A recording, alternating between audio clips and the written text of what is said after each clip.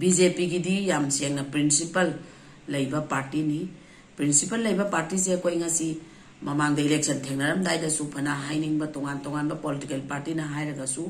ai koi yam seng ai koi magic number 32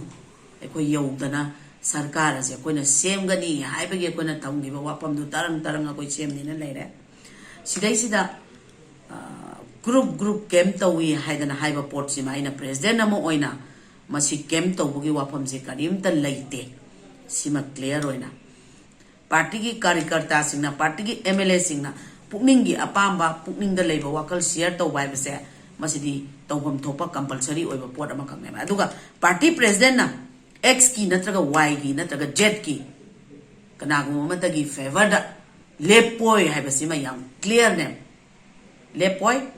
अखोय ngasi 95 तगी ना ngasi बावबा party वाक तोरप मतमदा अदुंबा कनागुम मतगी favouritism दा कोई लेपकते आई इसागी होइनसु सीमा यारे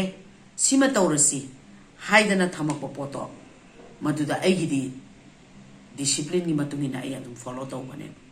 मधुवा युमभम यावदबा BJP की प्रेसिडेंट हाइदना स्टेट की प्रेसिडेंट अमना केम त यावी हाइबा वाफम से मसिदी यामना लाइबक थिबा यामना मरम सादबा वाफम नी हाइबसे मसे आई थमनी से कोई की भारतीय जनता पार्टी की मिशन से अखोई कांग्रेस मुक्त भारत हाइबसिदा कांग्रेस मुक्त मणिपुर हाइबसिमा यावी अदुना अखोइना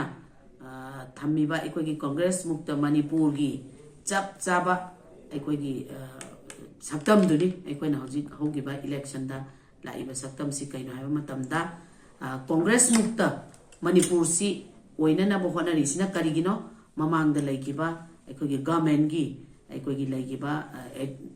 थबक थौरम सिंह अदुगा चाही मंगागी BJP की लेट गवर्नमेंट सिना तौरिबा थबक थौरम सिंह अनि सि कंपैरिजन तौरप मतमदा अखोइना ngsaigi yam laina कांग्रेस मुक्त मणिपुर अमा पुरपंगम की बसे मसी अखोइगी गुड गवर्नेंस अमा पुरपंगम बसे ममांग द गुड गवर्नेंस लेबा ngam कांग्रेस ना रूल तौब मतमदा अदुना मरम होय काना कोइ ngasi कांग्रेस मुक्त मणिपुर से मसी ओइरे मकोइना थमिबा टारगेट ममांग द 28 कारगा सु ngasi अखोगी नंबर से तो मतिक डाउन चतखरे टेलबा मतम सिदैसिदा कोइना सरकार न तौरिबा प्रजा की थबक लोइना स्टेट की थबक हाइदि डेवलपमेंट अदगी पब्लिक की वेलफेयर तौरिबा मयाम सिंगसिदा अखोइना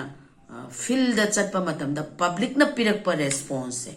पब्लिक की रेस्पॉन्स सिदा कोइना फंगबसी भारतीय जनता पार्टी से थबक तौवी प्रजा की फानबा हाइबसे मसिगी रेस्पॉन्स से कोइदा फंगनेबा